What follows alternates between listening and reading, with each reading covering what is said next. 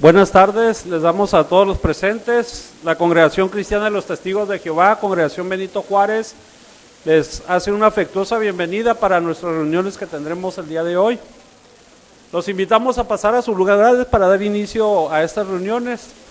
A todo el que le sea posible ponerse de pie, lo invitamos para dar una canción a Jehová. Es la canción número 23.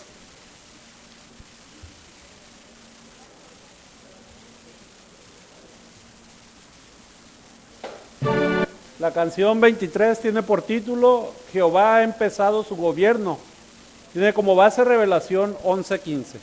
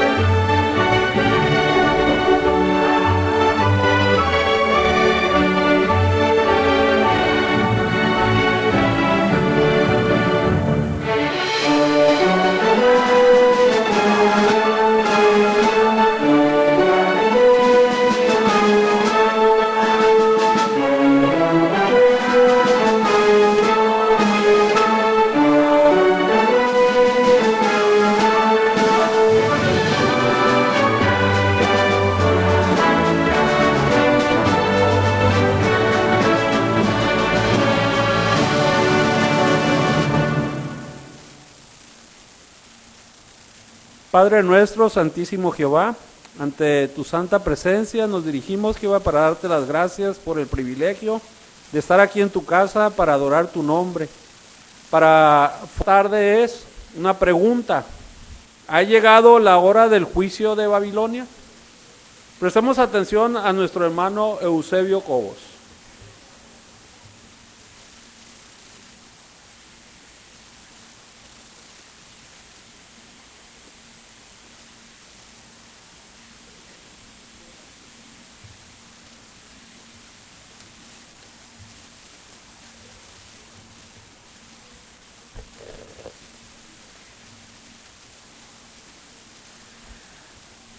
Sin duda alguna, usted ha visto a través de las imágenes del esclavo fiel y discreto lo que es Babilonia. Cuando usted oye hablar del juicio de Babilonia, sin duda alguna se refiere a alguna Babilonia que vive. Porque si nos referimos a la antigua Babilonia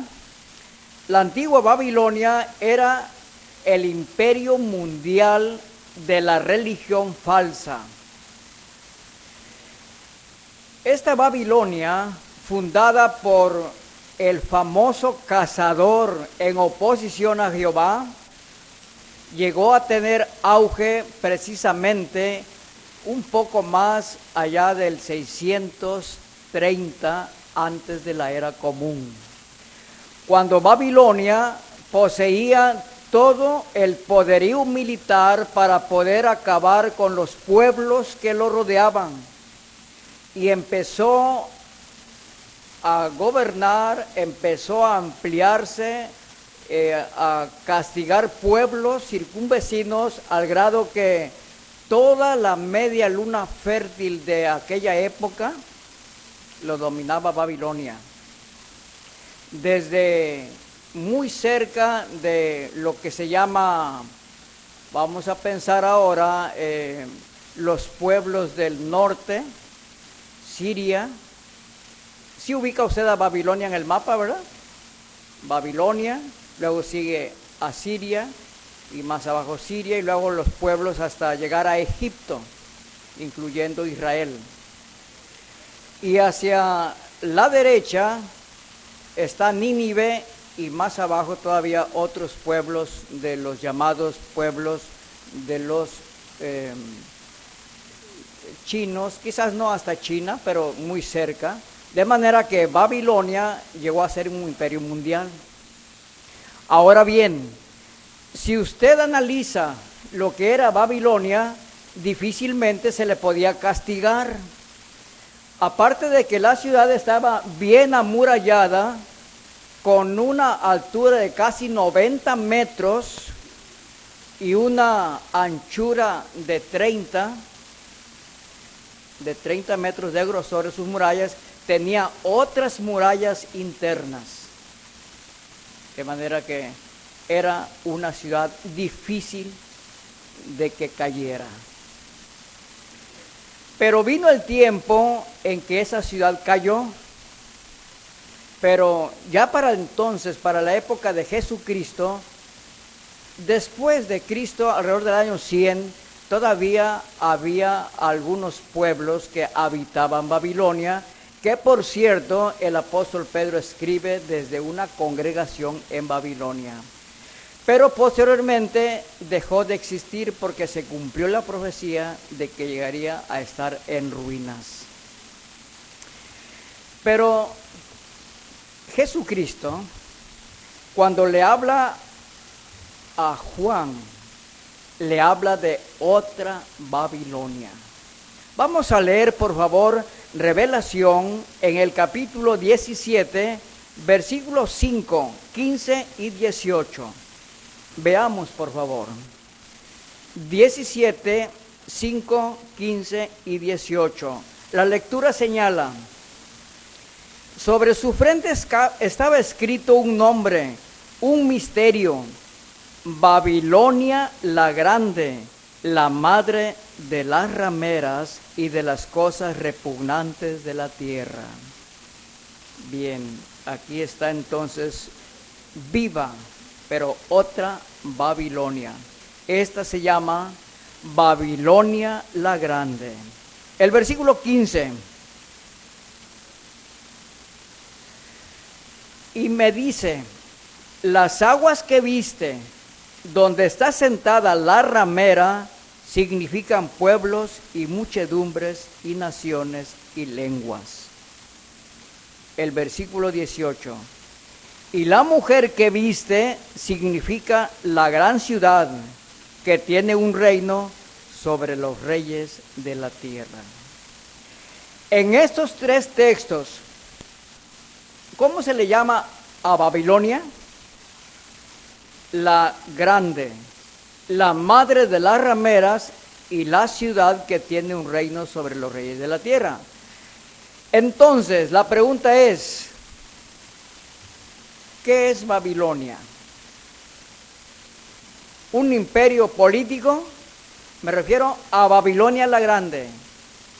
¿Un imperio político? ¿Comercial? ¿Religioso?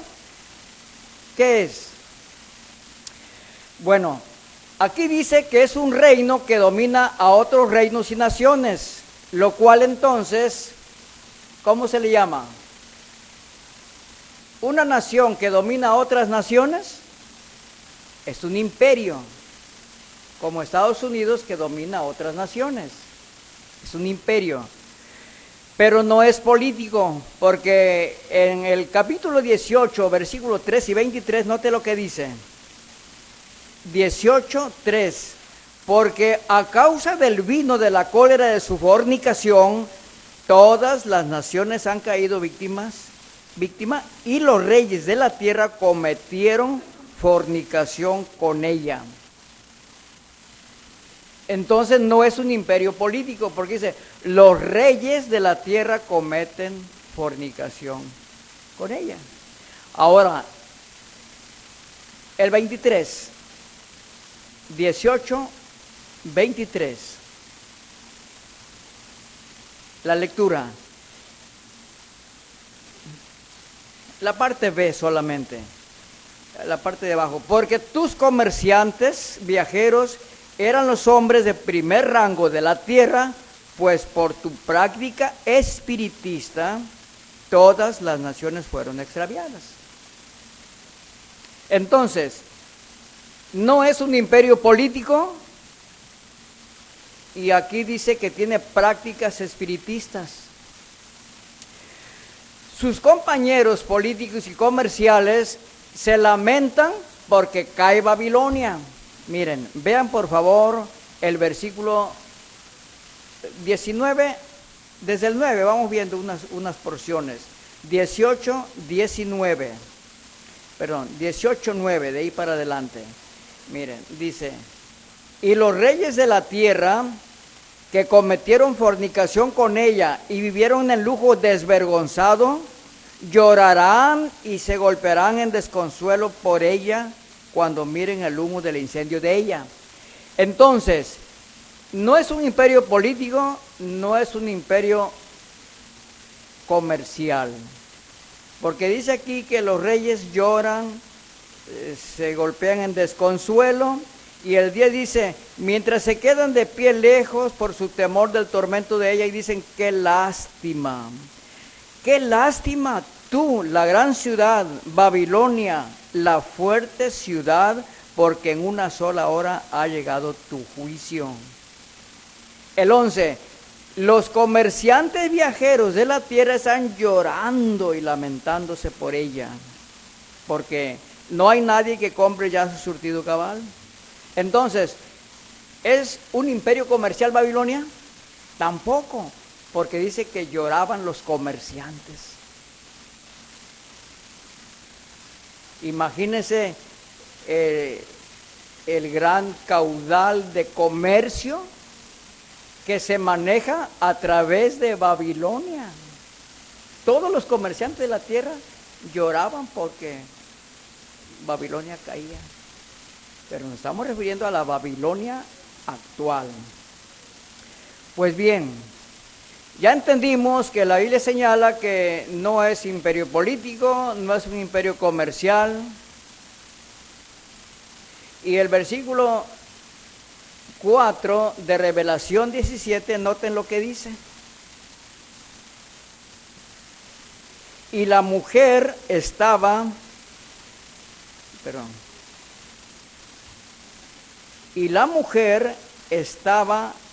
vestida de púrpura y escarlata, y estaba adornada con oro y piedra preciosa y perlas, y tenía en la mano una copa de oro que estaba llena de cosas repugnantes y de las inmundicias de su fornicación.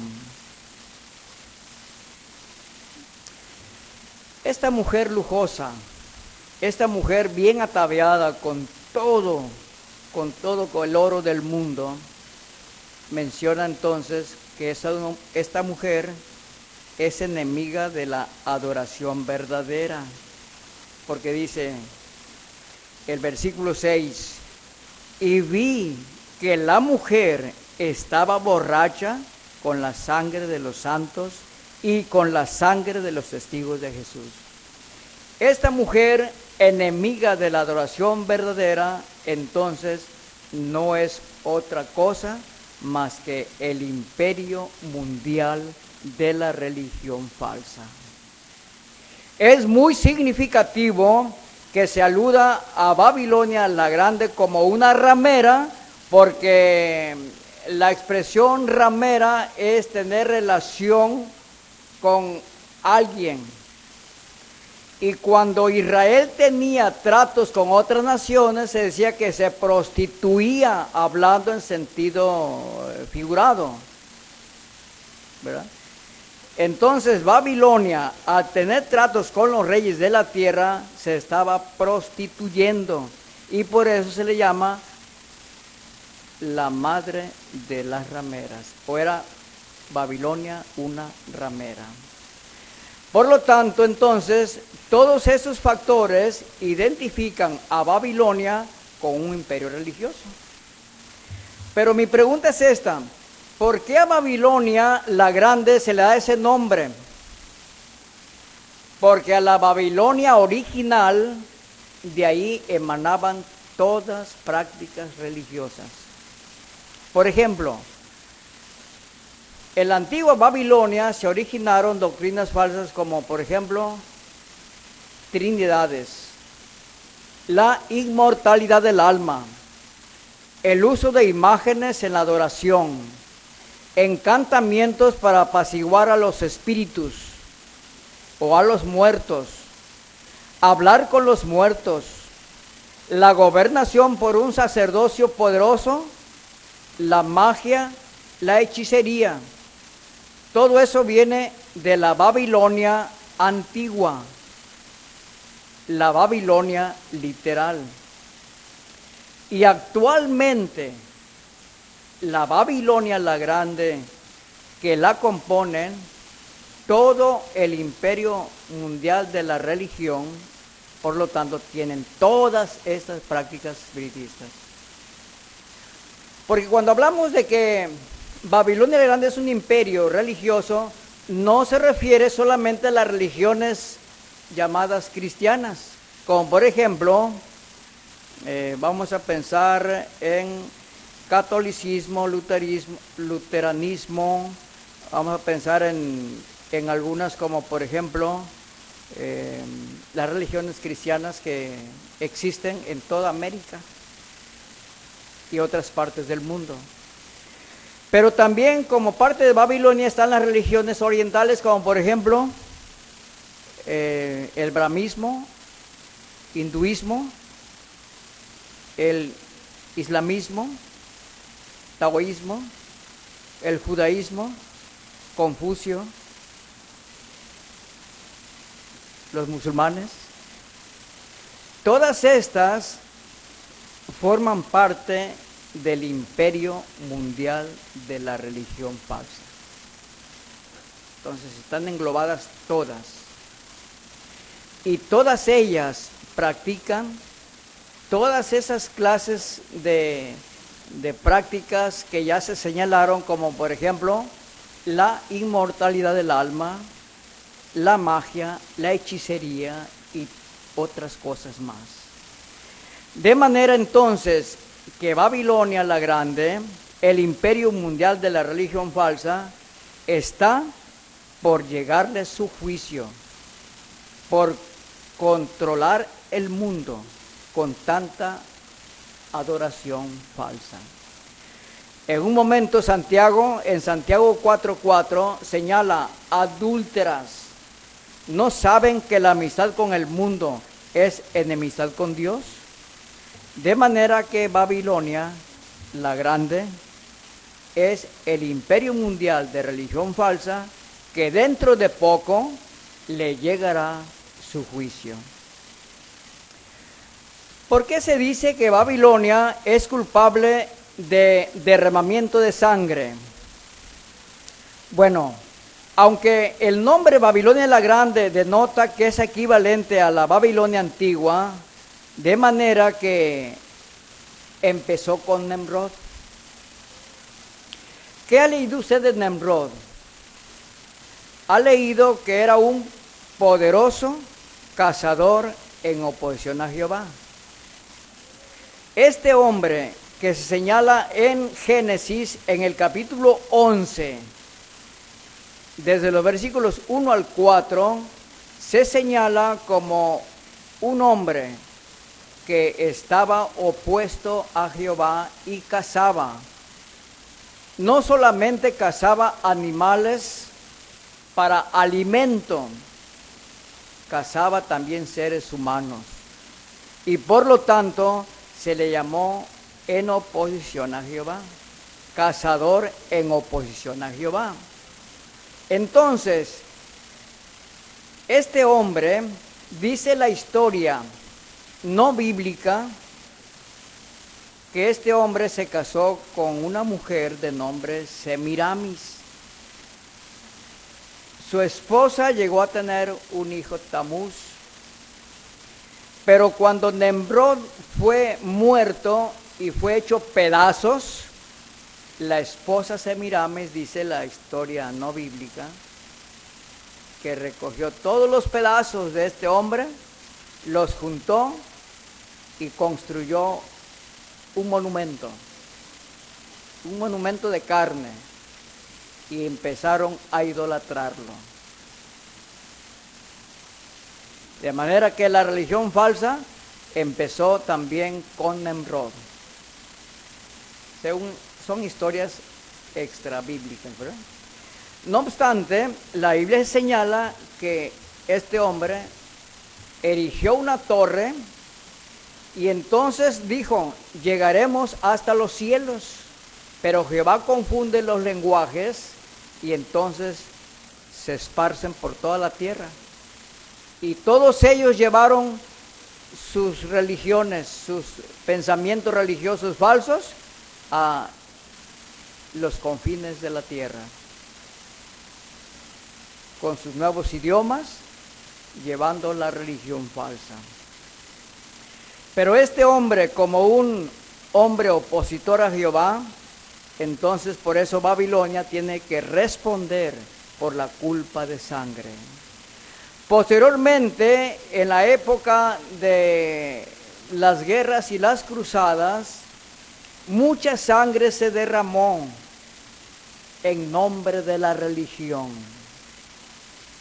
Al grado que en España, cuando luchaban los cristianos contra los moros, era tanto el afán por gobernar y porque la religión se expandiera, que el famoso caudillo que fue muerto, llamado Rodrigo Díaz de Vivar, alias el Cid, murió en una batalla. Pero como los moros le tenían tanto miedo, entonces los cristianos lo montaron en su caballo, lo amarraron, iba al frente en la batalla creyendo que estaba vivo. Y así ellos ganaron la batalla, pero a costa de mucho derramamiento de sangre. Y todo esto, Babilonia tiene que responder. Cuando Jesús condenó a los líderes religiosos del judaísmo, noten lo que dijo, según Mateo 23, 33 al 36. Mateo 23, desde el 33. Vamos a leer unas porciones. Serpientes, prole de víboras. ¿A quién le decía Jesús? A los líderes religiosos judíos, ¿verdad? Serpientes, prole de víboras, ¿cómo han de huir del juicio del Gehenna? Por eso, miren, les envío profetas y sabios e instructores públicos.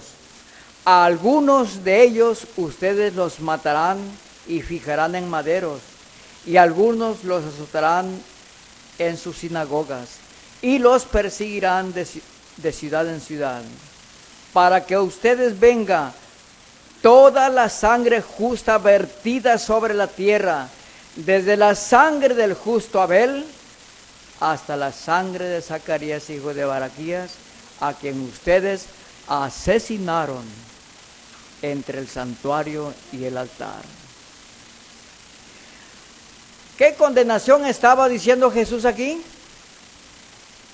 Que los líderes religiosos del momento eran responsables de la sangre que se había derramado desde Abel hasta esos tiempos. Mi pregunta es, ¿por qué? ¿Por qué ellos? Porque ellos, como líderes religiosos, no estaban enseñando la verdad. Y por lo tanto eran responsables de tantas muertes.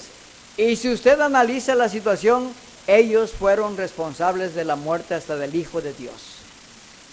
Pero dice Jesús, desde el justo Abel eran responsables de sangre. Bien, entonces, hermanos, ¿quién es el responsable de esta matanza? De todo el derramamiento de sangre, nada menos que Babilonia la Grande. Y también en retrospectiva, cuando Jesús condena a los líderes religiosos judíos, indicó entonces que la religión falsa comenzó en la tierra desde Abel. Y pudiéramos señalar que empezó un poco más allá. ¿Desde cuándo? La religión falsa empezó en el jardín del Edén.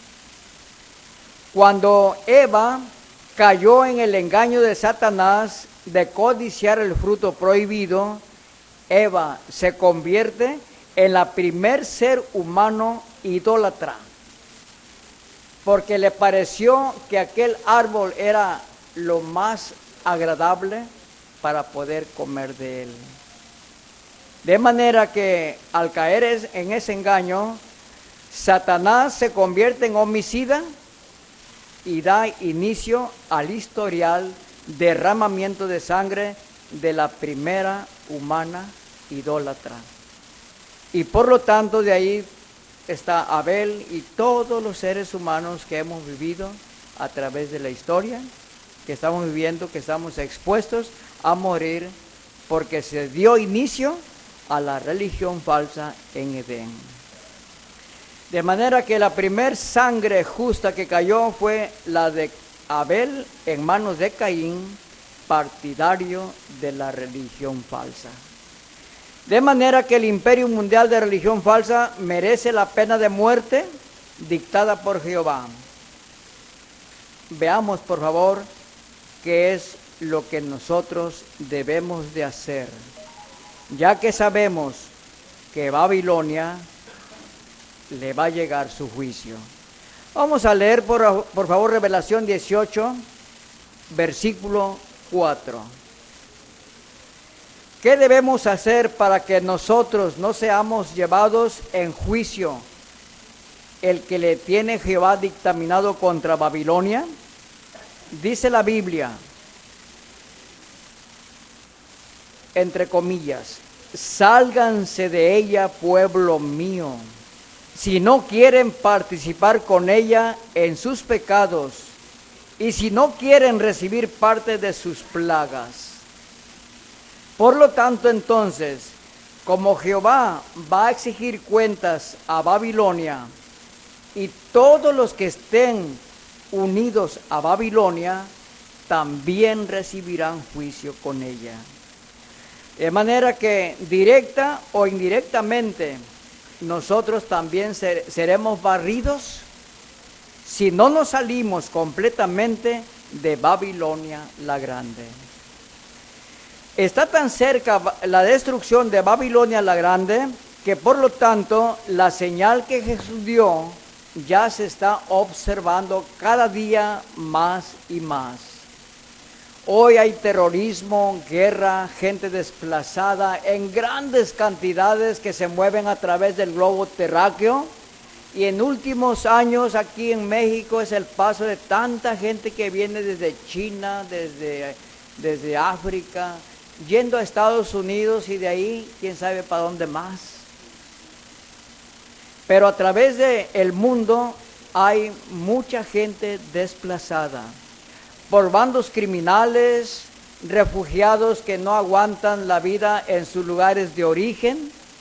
Todo esto, los volcanes, los tsunamis, los terremotos, las guerras que hay en todo el mundo, señales que está muy cerca el fin de Babilonia la Grande. Entonces, hermanos, para no ser destruidos, salgámonos de Babilonia. Esforcémonos por no practicar nada de lo que Babilonia practica, en lo más mínimo. Si usted tiene dudas de algunas cosas que está haciendo, que tal vez no sabe si es babilónico o no, investigue, analice, haga caso a la advertencia de Revelación 18:4 de salirnos de Babilonia. Jehová ha estipulado que Él tiene un lugar de refugio cercano, mucho más cercano que las 6 ciudades de refugio que tenían el lugar en el tiempo de Israel. Tan cerquita que es la congregación del pueblo de Dios. A este lugar hay que huir y hay que mantenernos estables aquí, sin practicar nada de lo que hace Babilonia, porque las actitudes malsanas del sistema son parte de Babilonia, la rebeldía de los jóvenes en las familias son parte de Babilonia, la inmoralidad, la pornografía, todo eso son señuelos que el diablo usa para que permanezcamos allá atrapados con Babilonia. El fin de toda religión falsa marcará el amanecer de una nueva era bajo la gobernación del reino de Cristo.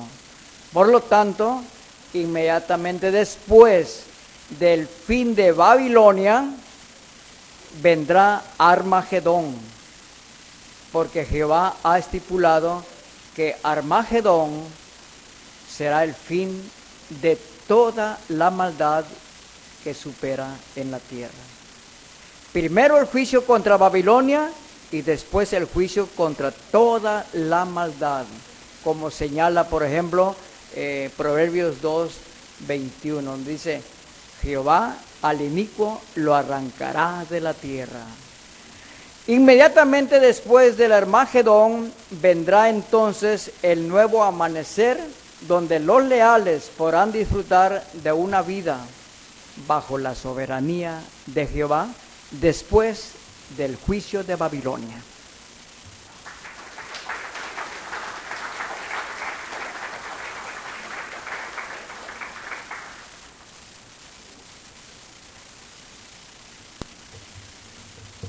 Bien, nos sentimos agradecidos a Jehová por este discurso, a nuestro hermano Eusebio Cobos, al esclavo fiel y discreto por hacernos ver claro, ¿verdad?, por qué viene el juicio de Babilonia la Grande y la importancia de estar fuera, ¿verdad?, de esa religión falsa.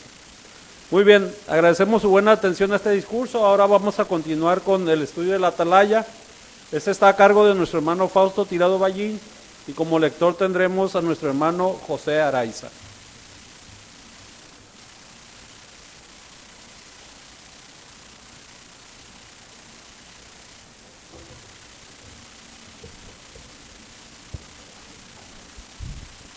Vamos a comenzar, hermanos, con una canción a Jehová. Vamos a entonar la canción número 134 y invitamos a todo el que les sea posible ponerse de pie, el cual tiene el título Los hijos son un regalo de Dios. Está basado en el Salmo 127, versículos 3 a 5, canción número 134.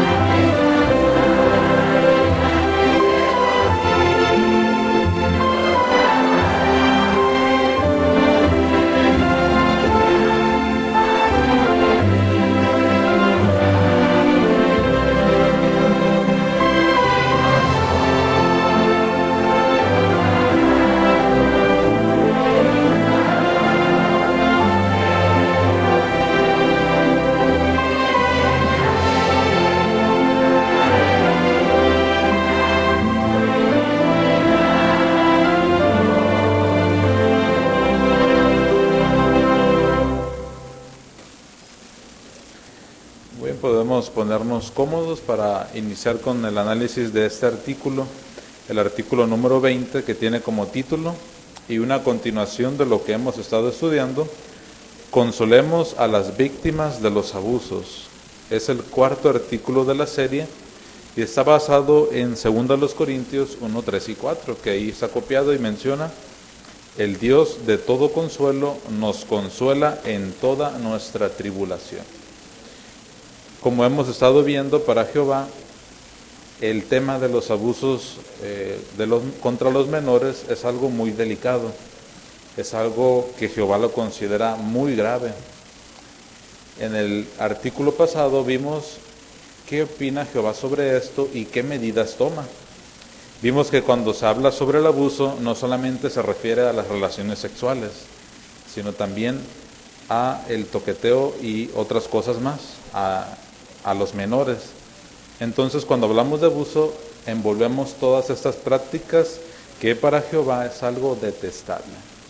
Vamos a ver ahora, hermanos, cómo es que Jehová muestra su amor a las víctimas de esta práctica bastante mala, y vamos a ver qué hace Jehová y también qué podemos hacer nosotros para copiar su ejemplo. Si vemos en el avance que viene ahí, nos dice que quienes fueron víctimas de abusos sexuales cuando eran niños, quizás sigan sufriendo incluso años después. Este artículo nos ayudará a comprender por qué. Analizará quién puede consolarlos y dará algunas sugerencias sobre cómo hacerlo. Vamos a poner toda la atención en esto, hermanos, para ver el punto de vista de Jehová y lo que podemos hacer nosotros. Vamos a comenzar con los párrafos 1 y 2. Vamos a invitar a nuestro hermano José Araiza que nos lea los párrafos. Los seres humanos nacemos con la necesidad de recibir consuelo y la extraordinaria capacidad de darlo. Por ejemplo, cuando un niño se cae y se raspa las rodillas mientras juega, corre llorando a buscar a su papá o su mamá. Ellos no pueden curarlo, pero sí consolarlo. Le preguntan qué pasó, le secan las lágrimas, lo abrazan y le hablan con cariño y quizás le limpien y le vendan la herida. Enseguida el niño deja de llorar y hasta puede que se vaya a jugar de nuevo. Con el tiempo la herida habrá sanado. Sin embargo, hay niños que sufren heridas mucho más graves. Algunos son víctimas de abusos sexuales, ya sea una sola vez o durante años. En cualquier caso, las cicatrices emocionales pueden ser profundas. A algunos abusadores se les descubre y castiga, mientras que otros parece que logran evadir la justicia. Pero aunque el culpable reciba castigo de inmediato, la víctima sigue sufriendo incluso cuando es adulta. Muchas gracias, hermano. Dice la pregunta de los párrafos unidos: ¿qué ejemplo muestra que los seres humanos nacemos con la necesidad de recibir consuelo y la capacidad de darlo? Hermana de Rivera, por favor.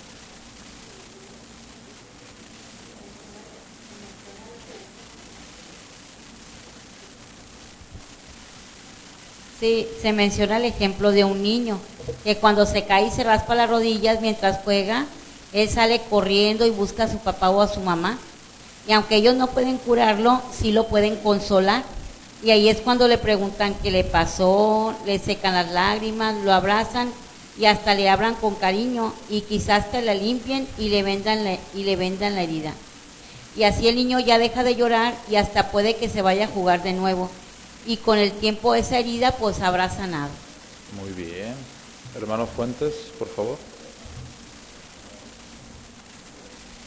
Eso es muy cierto. Los que somos padres podemos recordar esos detalles, ¿verdad? Cuando un niño está chiquito, puede haber una infinidad de personas alrededor y el niño se cae y se lastima. El primero que voltea a ver es al padre o a la madre. Entonces uno como padre se acerca y si recordamos, pues algunos vamos a recordar que le decimos: a ver, deja ponerte algo ahí, te voy a vendar. Entonces tanto el niño desea o necesita la atención del padre o la madre, como uno como padre brinda eso también al niño. ¿Qué hace? Cría un vínculo entre el padre y el hijo, algo que jamás se va a olvidar. Sin embargo, pues ahorita vamos a aprender más que hay daños que nunca se quitan o que son muy difíciles de quitarlos. Muy bien, ¿verdad? Ahora, ¿qué daños sufren algunos niños?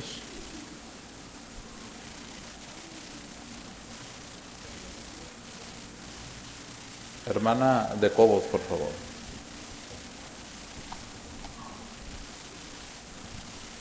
Bueno, algunos niños sufren heridas a veces mucho más graves que una caída, ¿verdad? Por ejemplo, son víctimas de abusos sexuales, a veces solo una vez o a veces durante varios años. Entonces, las cicatrices emocionales pueden ser muy profundas y aunque los abusadores quizás se les castigue, otros logran evadir la justicia o reciban castigo, ¿verdad? Pero la víctima sigue sufriendo incluso cuando llega a ser una persona adulta. Así de grave resultan las víctimas de abuso sexual. Vamos a ver por qué se sienten así. Vamos a continuar con el párrafo número 3. ¿Qué puede ayudar a un cristiano que sufrió abusos en la niñez y sigue luchando contra el dolor emocional? Está claro que Jehová desea que sus ovejas reciban el amor y el consuelo que necesitan. Por tanto, veamos la respuesta a las siguientes 3 preguntas. ¿Por qué necesitan consuelo las víctimas del abuso de menores? ¿Quién puede darlo? ¿Y qué podemos hacer para consolarlas? Segunda a los Corintios 1, 3 y 4. Hermana Chávez, por favor. Segunda a los Corintios 1, 3 y 4.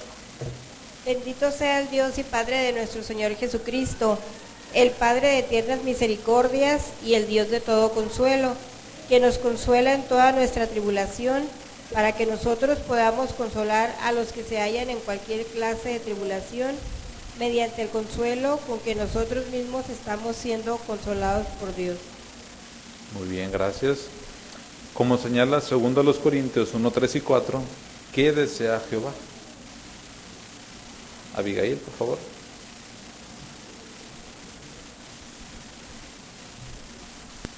Jehová desea que sus ovejas reciban amor y consuelo. Muy bien, ¿verdad? Es correcto. Ahora, ¿qué preguntas vamos a responder? A ver, una de ellas nada más. Vanessa, por favor. Una de ellas nada más. Porque necesitan consuelo las víctimas del abuso de menores. Es correcto. Otra aquí, el jovencito adelante, por favor.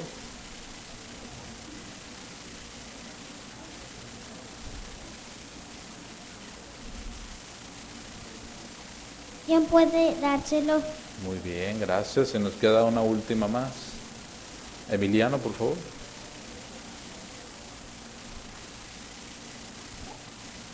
¿Qué podemos hacer para consolarla? Es correcto. ¿Notamos cómo se le llama a Jehová en el texto de 2 a los Corintios 1, 3 y 4? ¿Por qué es importante eso, hermano? Hermano Fuentes, por favor. Gracias, hermano. Pues se menciona de muchas veces que Jehová Dios más que nada es el Dios de consuelo, es el que da consuelo y quiere también que sus siervos reciban el consuelo que se merecen. Muy bien, ¿verdad? Es correcto. Hermana de Fuentes.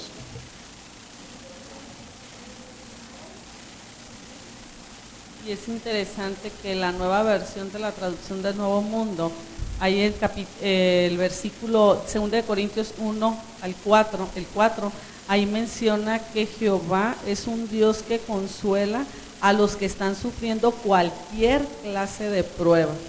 Así que independientemente de las pruebas que estemos sufriendo, y aún así algo tan grave, ¿verdad? En este caso, como las personas que han sido, o los niños que han sido abusados, Jehová les va a dar ese consuelo.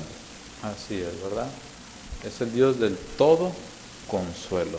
Vamos a ver por qué es así, pero vamos a contestar primero la primera pregunta y es el siguiente subtítulo en el cual comenzaremos. ¿Por qué necesitan consuelo? Vamos a leer los párrafos 4 y 5. Algunas personas que sufrieron abusos en la niñez siguen necesitando consuelo, aunque hayan pasado muchos años. Para entender por qué, primero debemos recordar que los niños son muy distintos de los adultos y que por lo general los abusos les afectan de manera muy diferente. Veamos algunas razones. Los niños necesitan crear estrechos vínculos de confianza con quienes los crían y cuidan. Gracias a eso se sienten seguros y aprenden a confiar en las personas que los quieren. Por desgracia, muchos abusos ocurren en el hogar y quienes los cometen suelen ser parientes cercanos y amigos de la familia. ¿Qué ocurre cuando se traiciona así la confianza de un niño?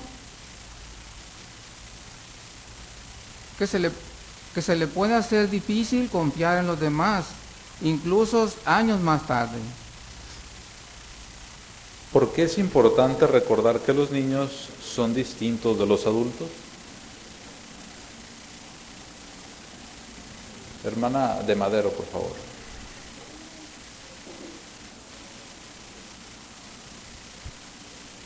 Sí, porque podemos recordar que los niños son distintos de los adultos, ¿verdad? Porque por lo general afectan mucho de manera diferente. Muy bien, ¿verdad? Les afecta de manera diferente. Hermano Madero, por favor. Sí, tratemos de entender que los niños son pequeños, que todavía no tienen madurez, sus capacidades de niños todavía no les permiten entender situaciones tan dolorosas como la que ocurre cuando un niño es abusado. Entonces, la verdad es que un niño se siente totalmente desequilibrado, sorprendido, muy sorprendido a diferencia de un adulto. Por lo tanto, el efecto de un abuso para un niño puede durar muchísimos años o hasta mejor toda la vida. Quizás nunca jamás despegue de su mente ese abuso que se cometió contra él. Así es. ¿Qué necesidad tienen los niños respecto con las personas que los crían? ¿Qué necesidad tienen? Hermana de Osuna, por favor. Hermana de Osuna. Pues los niños tienen la necesidad de crear estrechos vínculos de confianza con quienes los crían y los cuidan. Es una manera en que ellos van a ir creciendo y sintiéndose seguros porque van a aprender a confiar en las personas que quieren. Eso es lo natural y lo que necesita cada niño. Pero, ¿qué efecto tienen los abusos en la capacidad de los niños de confiar en otras personas? Hermana de Fuentes, por favor. Hemos visto o han pasado situaciones que desgraciadamente en el mismo hogar, con los padres, los tíos, los primos, los familiares o amigos cercanos de la familia, surgen los abusos contra los niños. Entonces el efecto que puede causar esto es que traicionan o destruyen la confianza que los niños han tenido en ellos como familia. Así es, muy bien. Ahora, hermanos, eso que mencionó la hermana sobre los que suelen ser los abusadores, ¿qué podemos comentar al respecto? ¿O de qué manera nos ayuda esto? Hermano Coronado, por favor. Bueno, yo quería comentar que en el trabajo hay una persona que comentó su experiencia. Ella, siendo una niña, fue violada por su padrastro. Ahora ya es una persona adulta, pero esa imagen nunca se le quitó de su mente. A la fecha tendrá algunos 30 años y no permite que se le acerque ningún hombre. Es una mujer, no permite que se le acerque nadie porque traicionaron su confianza cuando era una pequeñita, y eso no lo puede borrar de su mente. Ahí es un efecto bastante grave, ¿verdad? Hermano Fuentes, por favor. El estudio empezó con un ejemplo, nos pone el ejemplo de un niño cuando se lastima, se hace una cortadura, corre primeramente al padre. Si en ese momento el padre actuara de otra forma, es decir, en vez de curarlo, lo agrediera, ese niño perdería la confianza. Cuando se volviera a caer, no tendría la confianza de decir, papá o mamá, me lastimé. Entonces, aquí nos pone ese ejemplo para que pensemos en lo grave de la situación. Cuando un niño está en una situación como esa, lo primero que va es buscar un consuelo, pero le es muy difícil. ¿Por qué? Porque la persona que le ha hecho el daño es la persona en la que él confía. Entonces se siente traicionado. Por eso es que su mente no logra llegar a tener esa capacidad para poder salir adelante. El estudio nos va a ayudar a eso, a cómo podemos consolar a esas personas. Así es, ¿verdad? Muchas gracias, hermano. Y como mencionaba la experiencia que contó el hermano Coronado, esos efectos duran mucho. Pero vamos a seguir viendo por qué. Vamos a continuar con el párrafo número 6. Los niños son vulnerables. El abuso sexual es perjudicial y cruel. A los niños les causa un daño terrible obligarlos a realizar actos sexuales muchos años antes de que estén preparados física, emocional y mentalmente para casarse y tener relaciones sexuales. Los abusos distorsionan su visión sobre el sexo, sobre sí mismos o sobre cualquier persona que desee acercarse a ellos. ¿Por qué es perjudicial y cruel el abuso sexual? ¿Por qué es perjudicial y cruel?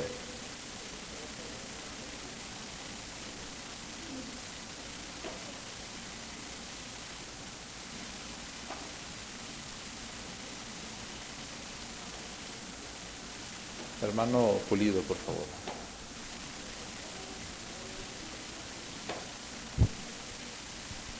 El daño que les causan es sumamente grave y terrible, como menciona el párrafo número 6, porque estos niños no están preparados de una manera física o mental para tener sexo, para tener relaciones sexuales, están muy lejos de la edad para poderse casar y tener relaciones sexuales. Esto hace que la percepción hacia ellos se distorsione, y tanto sobre sí mismos como cualquier otra persona que se le acerque a ellos, como comentó el hermano Coronado, esa distorsión les causa un terrible trauma que les puede durar toda la vida. Así es, muy bien. ¿Qué más podemos comentar sobre esto perjudicial y cruel? ¿Por qué es perjudicial y cruel?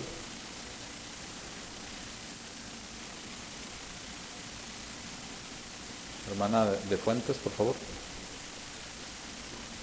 En el párrafo 4 dijimos que íbamos a ver algunas razones por las que los niños son diferentes a los adultos, y empezamos con que los niños necesitan crear estrechos lazos o vínculos de confianza con quienes los crían y los quieren. Aquí vamos a ver este punto porque los niños son muy vulnerables. Entonces cualquier daño que les causen a ellos cuando son pequeños les va a durar toda su vida. Muy bien, gracias. Hermano Jiménez.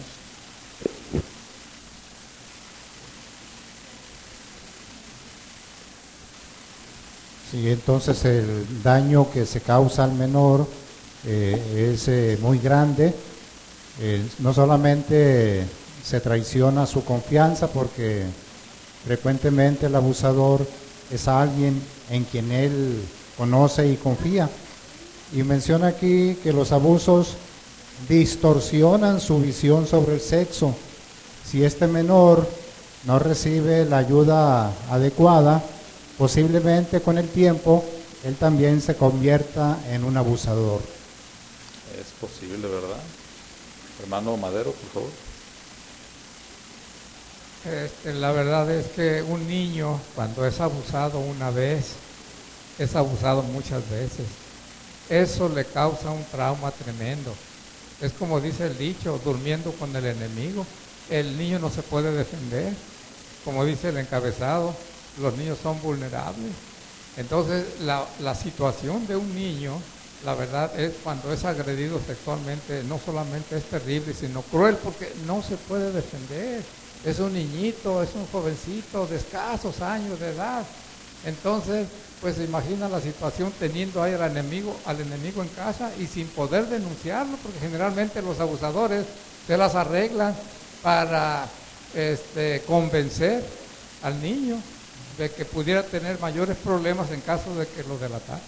Así es, ¿verdad? De esa manera funciona. Vamos a continuar con el párrafo número 7. Los niños no han desarrollado por completo su capacidad de pensar, de razonar y de reconocer y evitar los peligros. Por eso le resulta tan fácil a un abusador engañar a un niño.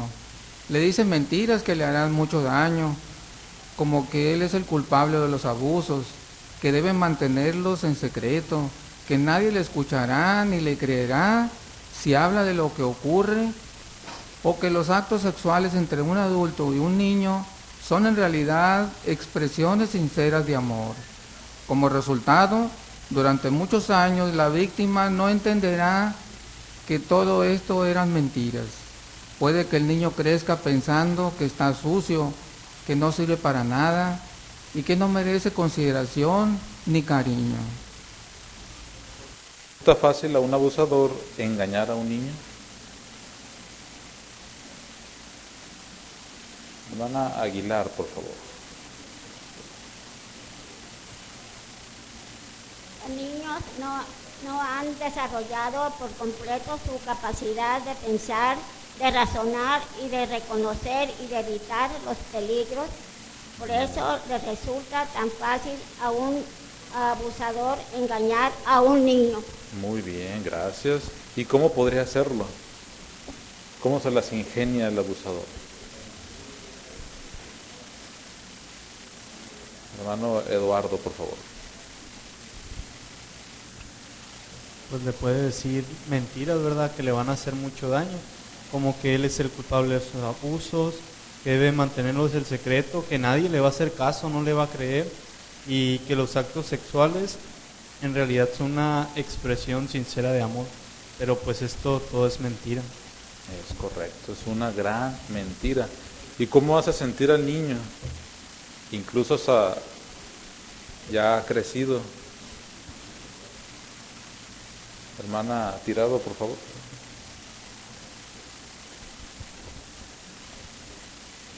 Sí, pues el niño, ¿verdad? Cuando crezca va a pensar que está sucio y que no sirve para nada y que no merece consideración ni cariño. Así es, pero como ya se dijo, es una mentira. Vamos a continuar con el párrafo número 8. En vista de todo esto, no nos sorprende que el abuso sexual cause daño durante tanto tiempo. Es un delito atroz. El que hoy haya tantos casos de abusos es una prueba clara de que vivimos en los últimos días, un tiempo en el que muchas personas no tienen cariño natural y en el que los hombres inicuos e impostores van de mal en peor. Las tácticas del diablo son muy malvadas y es lamentable que los hombres hagan lo que a él le complace. Pero Jehová es mucho más fuerte que Satanás y que las personas que hacen lo que nuestro enemigo desea. Además, Dios conoce muy bien su manera de actuar. Por eso, podemos estar seguros de que está al tanto del dolor que sentimos y de que puede darnos el consuelo que necesitamos. ¿Cuánto nos alegramos? ¿Cuánto nos alegra servir al Dios de todo consuelo, que nos consuela en toda nuestra tribulación, para que nosotros podamos consolar a los que se hallan en cualquier clase de tribulación, mediante el consuelo con que nosotros mismos estamos siendo consolados por Dios? Ahora bien, ¿a quién utiliza Jehová para consolarnos? ¿Por qué podemos estar seguros de que Jehová puede consolar a quienes han sufrido daño? Hermano López, por favor. Sí, eso es porque Jehová es mucho más poderoso que Satanás y que todos los que lo siguen, y podemos estar seguros de que Él está al tanto de todo lo que nosotros sufrimos y nos da consuelo en todas nuestras tribulaciones, y también nos anima a animar a otros que estén pasando por lo mismo. Muy bien, ¿verdad? Es correcto. ¿Cómo considera Jehová el abuso sexual según lo menciona el párrafo 8?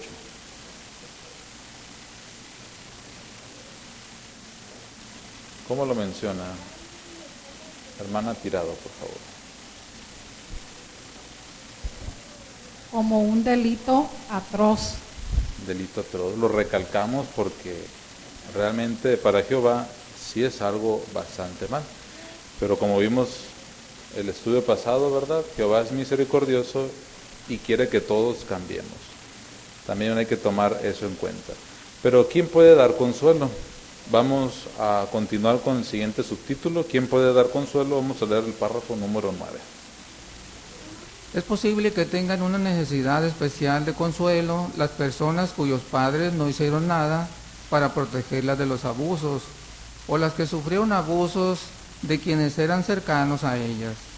El rey David sabía que Jehová es quien mejor puede consolarnos. Tenía fe en que Dios se hace cargo con cariño de quienes han sido rechazados por aquellos a quienes aman. ¿Cómo lo hace? Mediante sus siervos fieles. Los hermanos de la congregación son nuestra familia. Por ejemplo, Jesús dijo que los que adoraban a Dios con Él eran sus hermanos, hermanas y madre. Vamos a leer Salmo 27:10. Salmo 27:10. Paola, por favor. En caso de que mi propio padre y mi propia madre de veras me dejaran, aún Jehová mismo me acogería. Es correcto. ¿Alguien tiene la nueva versión que nos pueda... Vamos a ver la diferencia, ¿verdad? Ya Paola nos leyó, pero vamos a ver lo claro que menciona la nueva versión. ¿Qué nos puede ayudar? Elizabeth, por favor.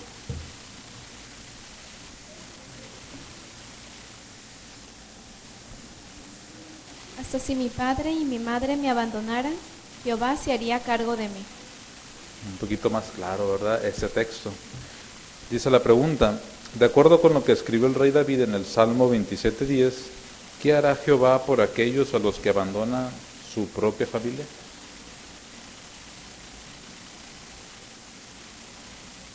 Hermano Jiménez, por favor.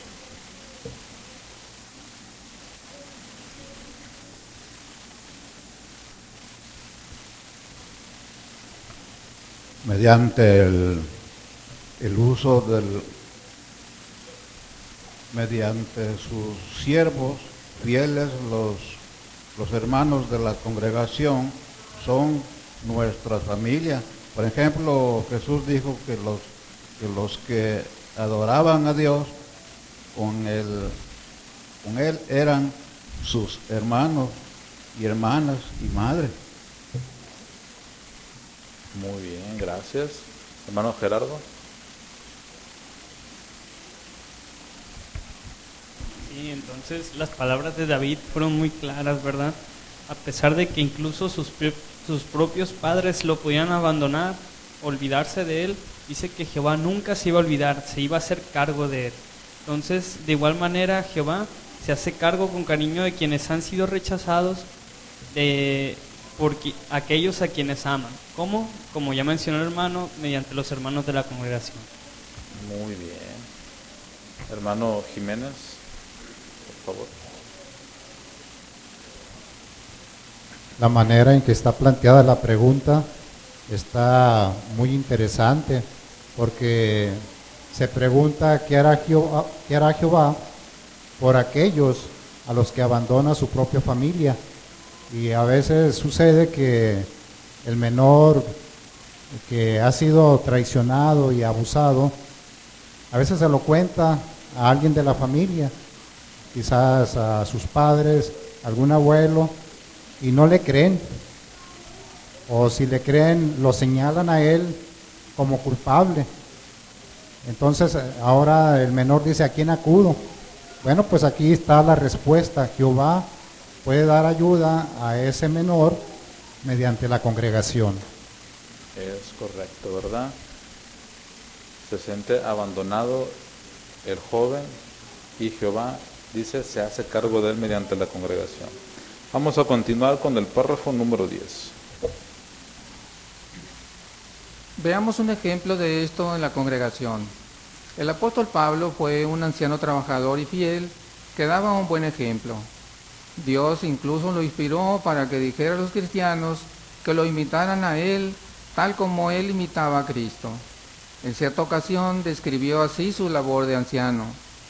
Nos hicimos amables en medio de ustedes, como cuando una madre que cría acaricia a sus propios hijos.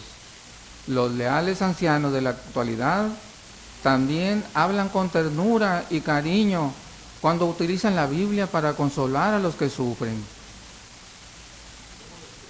Su labor de anciano. Hermana Cervantes, por favor.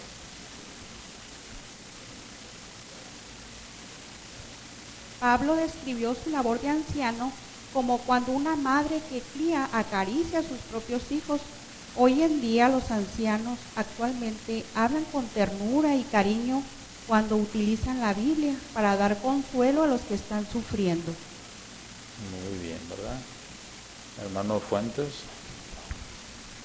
Si pensamos un poco en el texto aquí cuando dice, como cuando una madre cría, acaricia a su propio niño, a su propio hijo. Si vemos a una madre que tiene un hijo, cuánto amor y cuánto cariño le tiene ese niño, 9 meses en su estómago, en su panza, y cuando ya sale el niño, pues ya lo ve, pues cuántas cosas no quieren hacer por ese niño. Entonces pensamos en eso, como un anciano tiene que ser para con la congregación. Si está poniendo el ejemplo de una madre, es decir, con cuánto cariño debe tratar el anciano a aquella persona, a aquel hermano que ha sufrido un daño como el que estamos viendo. Así es, ¿verdad? Muy comprensivo debe de actuar los ancianos. Es una parte del cuidado de Jehová. Vamos a continuar con el párrafo número 11. Los ancianos no son los únicos que pueden consolar a las víctimas de abusos. Todos tenemos la responsabilidad de seguir este consejo. Sigan consolándose unos a otros. Las cristianas maduras pueden ser de especial ayuda para otras hermanas que necesitan consuelo. De hecho, Jehová se compara a una madre que consuela a su hijo. La Biblia contiene ejemplos de mujeres que ayudaron a quienes estaban angustiados. A Jehová le complace ver a las cristianas dar ayuda a las hermanas que sufren dolor emocional. En algunos casos, los ancianos pueden preguntar en privado a una hermana madura si puede ayudar a otra hermana que está sufriendo. ¿Qué muestra que los ancianos no son los únicos que pueden dar consuelo? Hermana de Cavazos, por favor.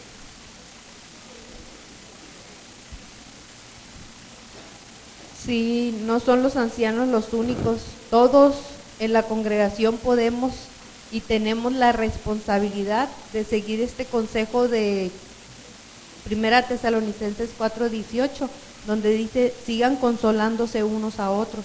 Entonces somos todos. Así es, todos. Pero cuando la víctima es una mujer, hay un efecto diferente, como vemos aquí en la imagen, ¿verdad? ¿Qué le complace a Jehová?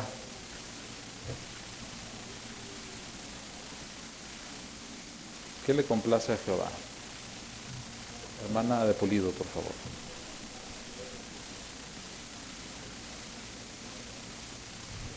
A Jehová le complace que las cristianas maduras podamos ser de especial ayuda para otras hermanas que necesitan consuelo.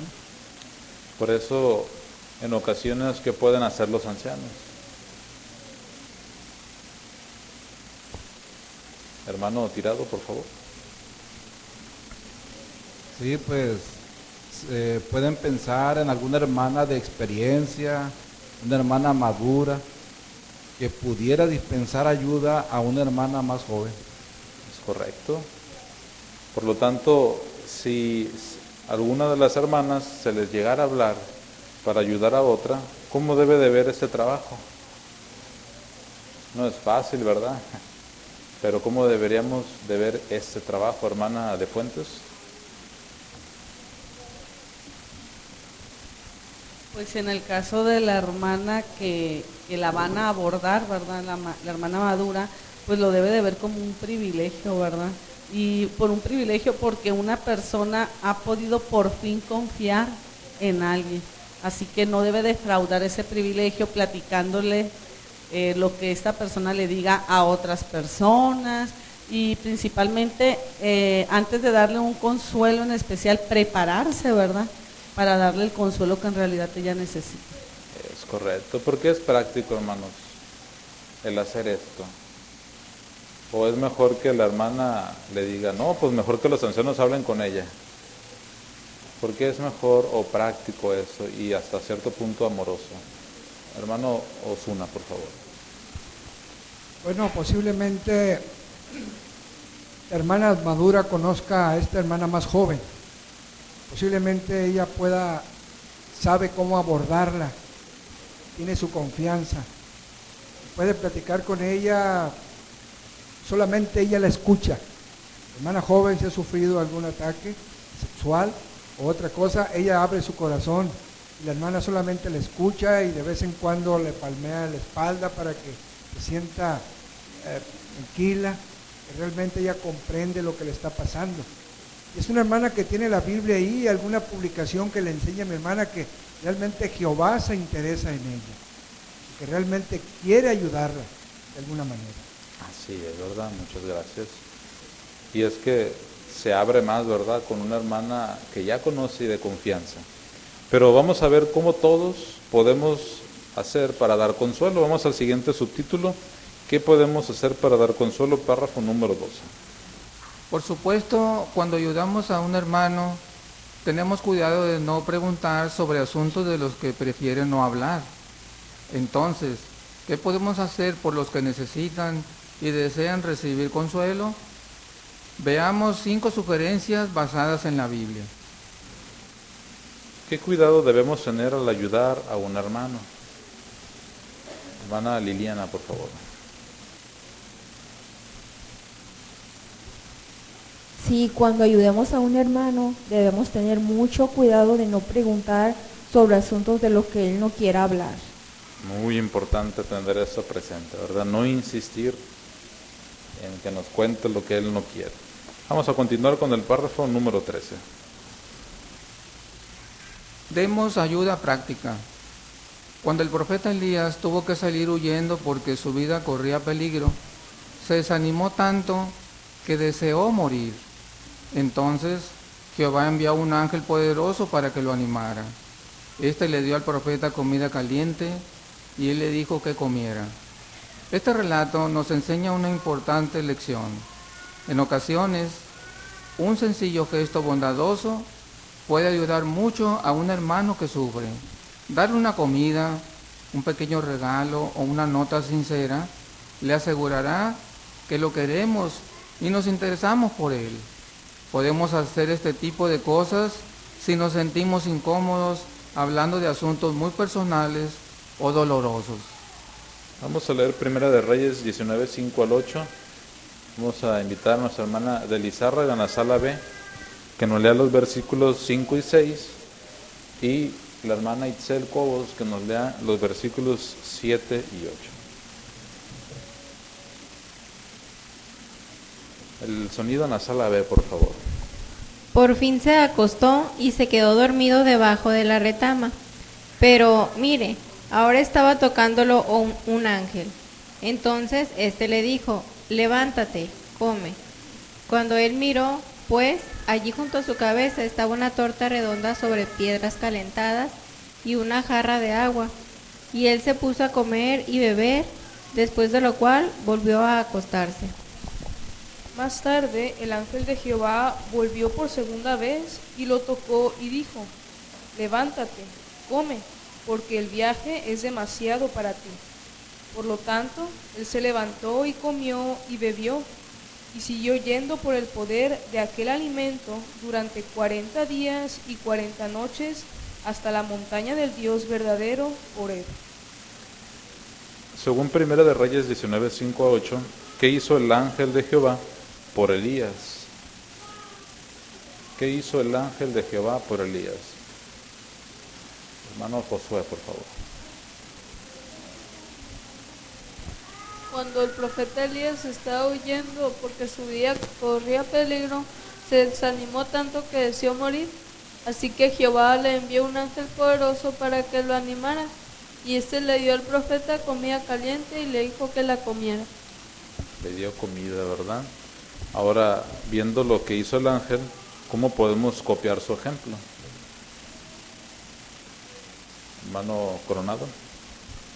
Sí, tal vez no es necesario el dar algo muy grande o tener que decir muchas palabras, simplemente con un sencillo gesto bondadoso, eso le puede servir a algún hermano que sufre mucho. Tal vez darle alguna comida o un pequeño regalo o una notita. De esa manera él va a sentir que nos interesamos por él y de verdad se va a sentir muy bien. Es correcto, ¿verdad? Pero no quedarnos sin hacer algo por nuestro hermano. Vamos a continuar con el párrafo número 14. Hagamos que las víctimas se sientan seguras y cómodas. Volvamos al relato de Elías.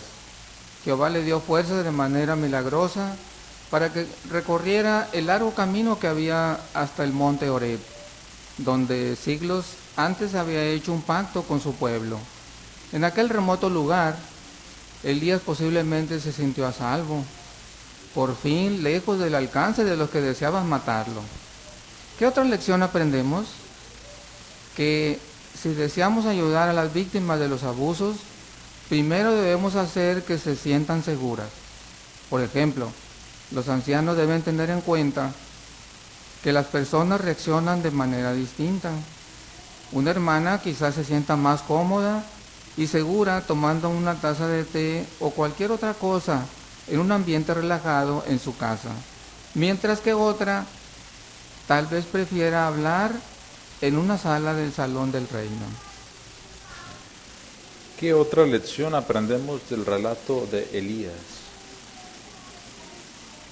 Hermano Lizárraga, en la sala B, por favor. Gracias, hermano.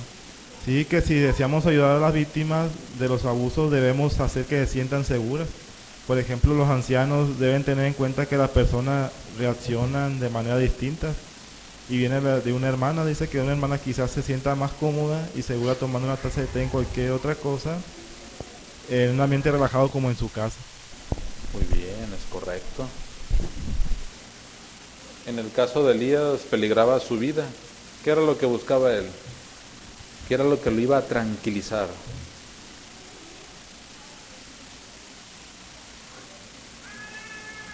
Hermano Pulido, por favor.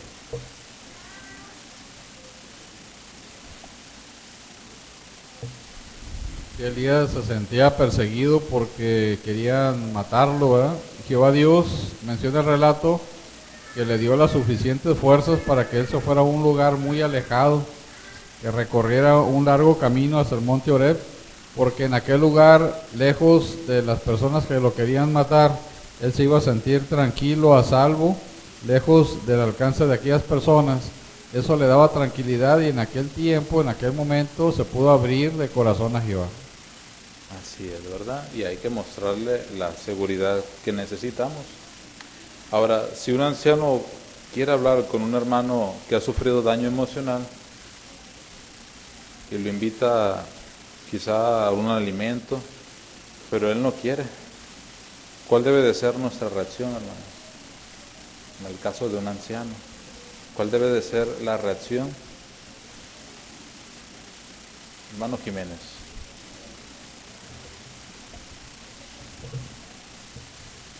Sí, por lo general, gracias al entrenamiento que los ancianos han recibido, son muy perspicaces, entonces no se molestan, tienen ese discernimiento, entonces quizás le presentan otras opciones en las que el hermano se sienta cómodo. Hay que buscar su seguridad, ¿verdad? Como mencionaba el hermano. Vamos a continuar con los párrafos 15 y 16. Sepamos escuchar. La Biblia nos da este claro consejo. Todo hombre tiene que ser presto en cuanto a oír, lento en cuanto a hablar. ¿Sabemos escuchar? Podríamos pensar que para escuchar solo hay que estar quietos, mirar a quien nos habla y no decir nada. pero saber escuchar implica más. Veamos lo que hizo Jehová con Elías. Cuando éste por fin se desahogó y le contó todo lo que lo angustiaba, Dios lo escuchó con atención. Se dio cuenta de que su profeta tenía miedo, se sentía solo y pensaba que todo lo que había hecho no servía de nada. Con cariño, Jehová atendió cada una de sus preocupaciones. Así demostró que había estado atento a sus palabras. Mientras escuchamos a quien sufrió abusos, ¿cómo podemos demostrarle nuestro amor y compasión? A veces, una frase bien pensada puede hacerle ver lo que sentimos. Podríamos decirle: cuánto lamento lo que te ocurrió. Nadie debería hacerle eso a un niño. Y para asegurarnos de que comprendemos bien lo que nos estás contando, quizás podríamos pedirle que nos ayude a entender mejor sus palabras, o decirle: cuando contaste esto, entendí que es así. Este tipo de comentarios le demostrará que lo estamos escuchando con atención y cariño y que tratamos de comprenderlo. ¿Qué implica saber escuchar? Said, por favor.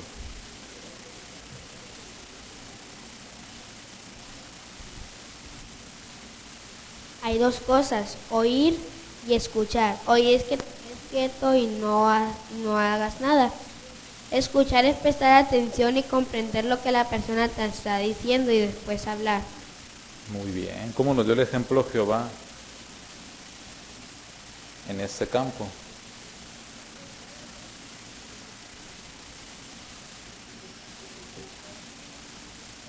Hermana de Tirado, por favor.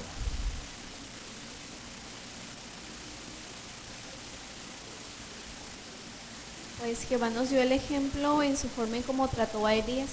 Cuando Elías por fin se desahogó y le contó a Jehová todo lo que le angustiaba, Jehová lo escuchó con atención y Jehová se pudo dar cuenta de en realidad el gran problema que tenía Elías, y ese era que tenía miedo y se sentía solo y pensaba que todo lo que había hecho no servía para nada.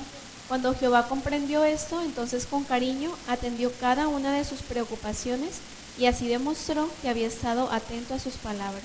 Muy bien, así es. Por lo tanto, en una situación como esta, cuando se está platicando con alguien afectado, ¿qué podemos hacer para demostrarle que estamos atentos y sabemos escuchar?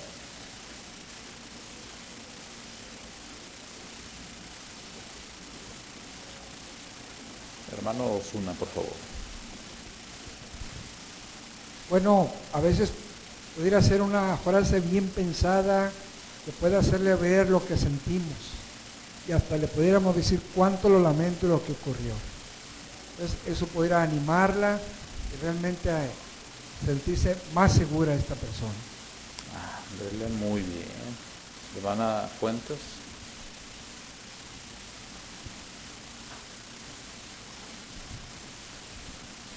Sí, en el párrafo nos manda a 1 Corintios 13:4 y nos muestra cómo es que debemos demostrarle amor a esa persona. Dice que el amor es paciente y bondadoso y que todas las cosas las cree. Entonces debemos de hacerle sentir a la persona que estamos escuchándolos con paciencia y debemos de tratarlos con bondad y no cuestionar lo que nos está diciendo. Muy bien. Precisamente de eso vamos a analizarlo en el siguiente párrafo. Vamos a continuar con el párrafo número 17. Ahora bien, tengamos la precaución de ser lentos para hablar. No interrumpamos a la persona para darle consejos o corregirla. Y seamos pacientes. Cuando Elías por fin se desahogó con Jehová, expresó su angustia con mucha franqueza. Y después que Jehová le fortaleció la fe, Elías volvió a decirle exactamente lo mismo. De esto aprendemos que algunas personas con dolor emocional necesitan contar lo que sienten más de una vez. En esos casos, Debemos escucharlas con paciencia, igual que Jehová. No tratemos de ofrecer soluciones, sino mostremos compasión y cariño. ¿Por qué debemos ser pacientes y lentos para hablar? Hermana de Gómez, por favor. Sí, porque algunas personas necesitan contar más de 2 veces su problema. Eso les ayuda a ellos pues sentirse más seguros. Entonces nosotros debemos escucharlos con paciencia. Al igual cuando Jehová escuchó a Elías cuando le expresó sus angustias. Entonces nosotros no debemos de tratar ofrecer soluciones de inmediato, sino más bien nosotros debemos mostrar compasión y cariño por esa persona. Así es. Si la persona en lo que nos estaba desahogando y contando dice algo fuera de lugar, ¿vamos a regañarla en ese momento? ¿O qué vamos a hacer según el ejemplo de Jehová? Hermana Montiel, por favor. Debemos escucharla con paciencia, igual que Jehová. Muy bien.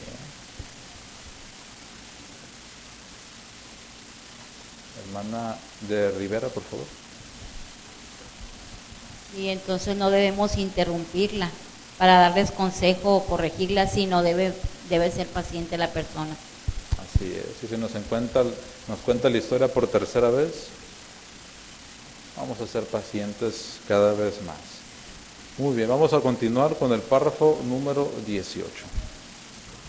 Oremos desde el corazón con los que sufren. La persona deprimida tal vez sea incapaz de orar. Puede que no se sienta digna de dirigirse a Jehová. Si deseamos ayudarla, oremos con ella utilizando su nombre.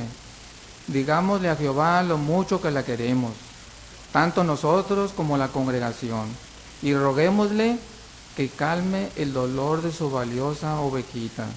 Este tipo de oraciones pueden ser una fuente de mucho consuelo. ¿Qué clase de oraciones pueden consolar a los que sufren? ¿Qué clases de oraciones? Lucy, por favor. Ruegos a Jehová. Muy bien, gracias. Hermana Tirado. Oraciones sentidas que nos salgan del corazón, para que de esa manera la hermana que queramos ayudar sienta que estamos siendo sinceros con ella. Dele muy buen punto, muchas gracias, hermana. ¿Y por qué vamos a hacer oraciones desde el corazón?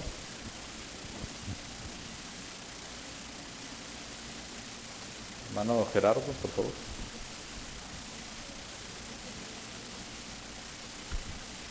Sí, porque Santiago 5:16 nos dice que esta clase de oraciones tiene mucho vigor o tiene un efecto poderoso en las personas.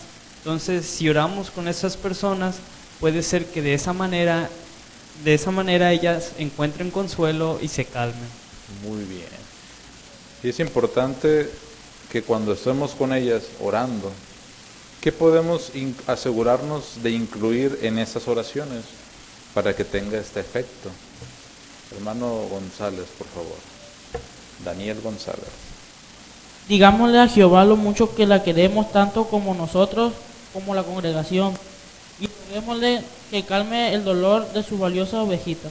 Muy bien, ¿verdad? Hay que ser específicos, como dice el hermano Daniel. ¿Qué más podemos o debemos de asegurarnos de incluir?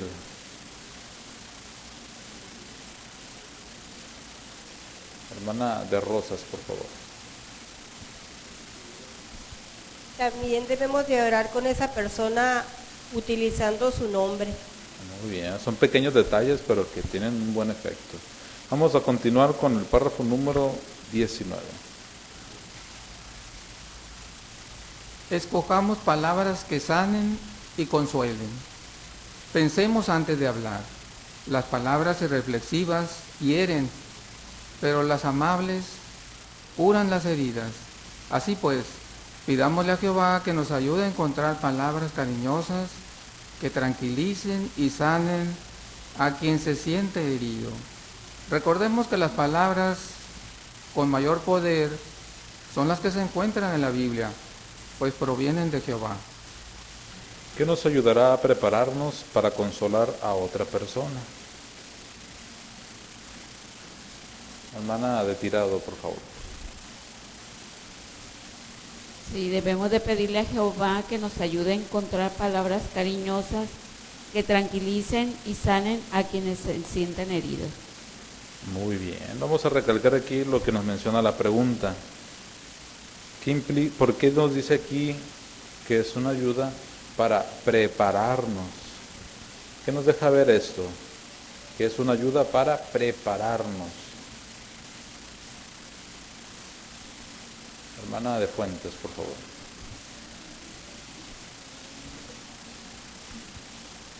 Sí, que no nomás es escuchar a la persona y decirle lo que pensamos, porque de hecho podemos cometer algún error, en lugar de ayudarla podemos herirla. Entonces por eso aquí nos insta a prepararnos para poderle dar el consuelo que en realidad ella ocupa. Así que no nomás es escuchar y hablar, sino que hay que pensar muy bien lo que se le va a decir a las personas. Es correcto. Hermano Rivera, por favor. Y entonces, cuando queremos ayudar a alguien, vamos a usar principalmente los pensamientos de Jehová. ¿Verdad? ¿Qué piensa Jehová? ¿Cómo la ve Él? ¿Cuánto la valoramos en la congregación y lo que está haciendo? ¿Verdad? Eso lo va a hacerse sentirse mejor en la situación que está pasando. Así de que, como dice Proverbios 12:18, queremos que nuestras palabras sanen, no palabras que hieran al que ya está dolido. Muy bien, hay que pensar esas palabras. Y si no encuentra palabras que decir, ¿dónde puede encontrar las palabras que más consuelo nos dan?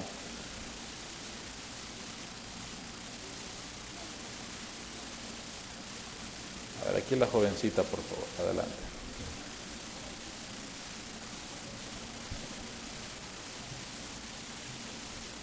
En la Biblia. Muy bien, Mara, es correcto, en la Biblia. Vamos a continuar con el párrafo número 20. A causa de los abusos sufridos en el pasado, algunos tal vez estén convencidos de que son indignos y sucios y de que nadie los quiere. Es más, tal vez crean que no merecen el cariño de nadie. Esta es una mentira espantosa. Por tanto, utilicemos la Biblia para recordarles que son muy valiosos para Jehová. Ve el recuadro, textos bíblicos que consuelan. Recordemos que cuando el profeta Daniel se sintió sin fuerzas y deprimido, Dios envió a un ángel para fortalecerlo porque deseaba que supiera que era valioso y querido. Del mismo modo, Jehová considera valioso a nuestros hermanos afligidos.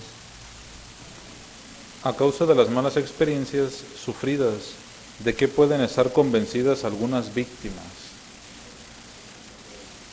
Hermana Daviño, por favor. Dice que a causa de los abusos sufridos en el pasado, algunos tal vez estén convencidos de que son indignos y sucios y de que nadie los quiere. Es más, tal vez crean que no merecen el cariño de nadie. Esta es una mentira espantosa, por tanto, utilicemos la Biblia para recordarles que son muy valiosos para Jehová. Recordemos que cuando el profeta Daniel se sintió sin fuerza, deprimido, Dios envió un ángel para fortalecerlo porque deseaba que supiera que era valioso y querido. Del mismo modo, Jehová considera valiosos a nuestros hermanos afligidos. Muy bien, ¿verdad? Gracias, hermana. Para recalcar el punto, si la persona se siente que no vale nada, nosotros, ¿de qué la vamos a convencer? Hermana de Jiménez, por favor.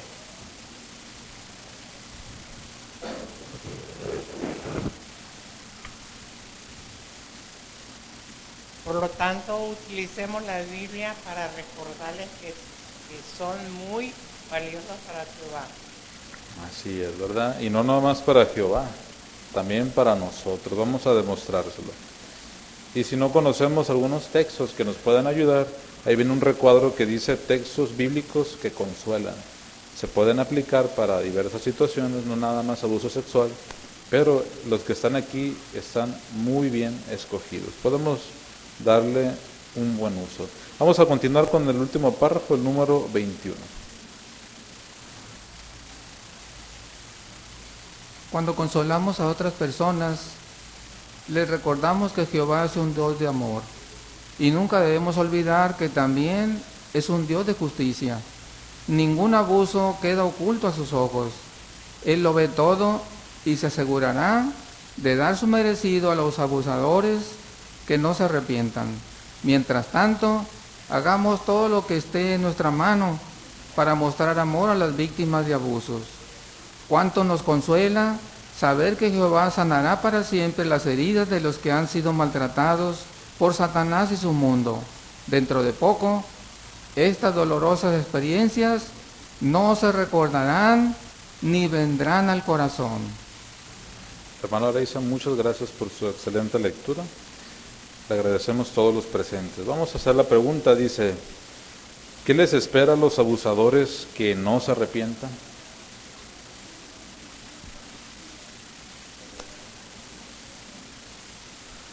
Hermana de Madero, por favor. Por ejemplo, le vamos a hablar a los que han sufrido de este abuso, que Dios es un amor de amor, un Dios de amor, de justicia, y que ningún abuso va a quedar oculto a sus ojos, ¿verdad? Y que los que han cometido estos pecados, ¿verdad?, van a recibir la sentencia de Jehová. Es correcto, muy bien. Mientras tanto, ¿qué debemos estar resueltos a hacer? Hermano Castelo. Para empezar, hagamos todo lo que esté en nuestra mano para mostrar amor a las víctimas de abusos.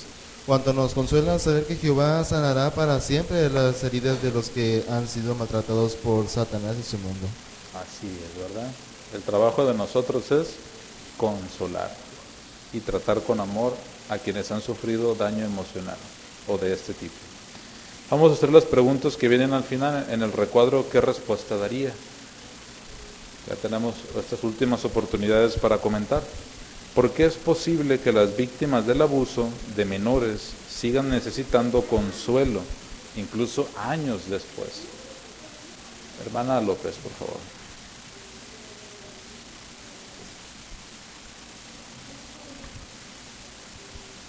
Y vimos cómo los niños son muy diferentes a los adultos, entonces son más vulnerables física y emocionalmente. Ellos, al sufrir un abuso, también rompen su sentido de la confianza, tal vez le hayan dicho mentiras que lo perjudiquen y eso no es fácil de superar, así que necesitan consuelo a pesar de que haya pasado tiempo. Así es, ¿verdad? Hay que tener esa consideración. ¿Quién puede dar consuelo? Aquí adelante, por favor.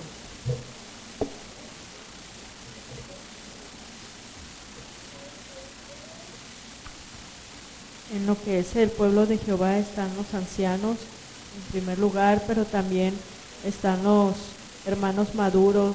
Por ejemplo, en el caso de una mujer madura, una hermana puede brindar consuelo a una hermana menor. Es correcto, muy bien. Excelente respuesta. Hermana de Fuentes.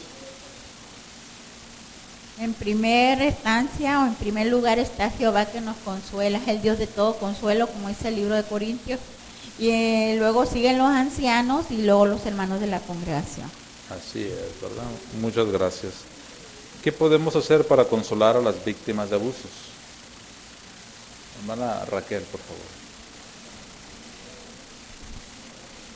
Al principio se dijo que los niños necesitan crear estrechos vínculos de confianza con quienes los crían y los cuidan. Entonces el abusador interrumpió ese proceso. Entonces el niño se encuentra con la mente bloqueada. Entonces, ¿qué podemos hacer? Bueno, en primero, enseñarle que hay alguien que sí lo quiere y lo cuidaría, y este es Jehová. Y le citaríamos 1 Corintios 1, 3 y 4. Segundo, le diríamos que pues estamos dispuestos a escucharlo y vamos a hacerlo sin criticarlo, sin corregirlo. Y en tercero, vamos a orar con él o con ella de corazón, mencionando su nombre, ¿verdad? Y en cuarto, recordarle que son muy valiosos para Jehová. Y en el quinto lugar, pues haremos todo lo que esté en nuestra mano hacer por él. En varios detalles podemos ayudar. Muy bien, ¿verdad? Muchas gracias y también gracias a todos los presentes por contribuir con sus comentarios y también por estar atentos en ese artículo, el cual fue especial, ¿verdad? Fueron varios artículos relacionados a la justicia y al amor. Muy bien, antes de concluir los 79 presentes, vamos a leer una carta antes de entonar la canción a Jehová. Tiene fecha del día de ayer, 19 de julio de 2019, a las congregaciones y los grupos hispanohablantes. Asunto: traducción del Nuevo Mundo revisada en español. Estimados hermanos, nos complace informarles que el viernes 19 de julio de 2019 se presentó en la Asamblea Internacional de Madrid, España, la versión electrónica de la traducción del Nuevo Mundo revisada en español. El discurso de presentación está colgado en JW Broadcasting en español para que todos puedan compartir la alegría de este histórico acontecimiento. Lo hallarán en videos, programas espirituales, programas especiales en el sitio de JW Broadcasting.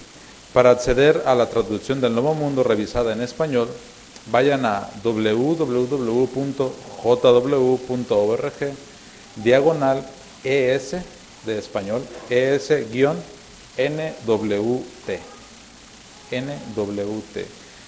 Después del lunes 22 de julio de 2019 estará disponible en jw.org bajo publicaciones Biblia en línea. También estará en JW Library en ese momento. Además de los formatos digitales disponibles, las imprentas de Japón y Estados Unidos están trabajando intensamente para producir ediciones en papel destinadas a las congregaciones y los grupos en español de todo el mundo. En vista de la gran cantidad de Biblias que se necesitarán el año entrante, se están haciendo planes especiales para garantizar una distribución equitativa. Oportunamente se enviará a su congregación una primera remesa de la edición del tamaño normal. Cuando la reciban, se entregará un ejemplar a cada publicador. Posteriormente, su congregación recibirá un envío con más ejemplares y estos podrán usarse en el ministerio para distribuir a las personas interesadas. Aparte de la edición normal, también se producirá una edición grande y otra de bolsillo. El contenido de esta será exactamente el mismo que el de la normal.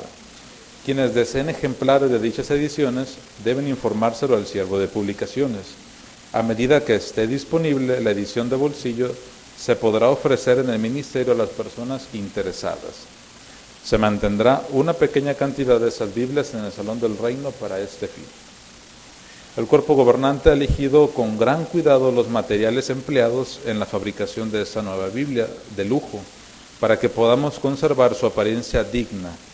Demostremos el aprecio que sentimos por la palabra de Dios, dándole a nuestro ejemplar de la Biblia un trato cuidadoso y manteniéndolo limpio y seco. Aprovechamos la oportunidad para agradecerle sus generosas contribuciones a nuestra obra mundial de educación bíblica. Reciban un cordial saludo y nuestro amor cristiano, sus hermanos, Congregación Cristiana de los Testigos de Jehová. Muy bien, hermanos, como ya muchos sabemos la noticia, ¿verdad? La nueva traducción de la Biblia ya está disponible en formato electrónico y esperemos pronto tenerla en formato físico. Podemos también observar el video de presentación. Está en el sitio TV JW Broadcasting. Primeramente, hermanos, si quieren descargarla, nos metemos a JW y simplemente elegimos la primera opción. Lea la Biblia en línea y aquí están las opciones de descarga. Ahí está la portada gris y aquí está el formato JWPUB, que es para nuestra aplicación. Si deseamos ver el video, vamos a ir a tv.jw.org, últimos programas, y ahí está. el hermano Losh con la Biblia en español, un programa de 25 minutos aproximadamente para disfrutarlo. Así que, hermanos, tenemos una nueva herramienta y hay que usarla bien. Y hay que familiarizarnos con ella también.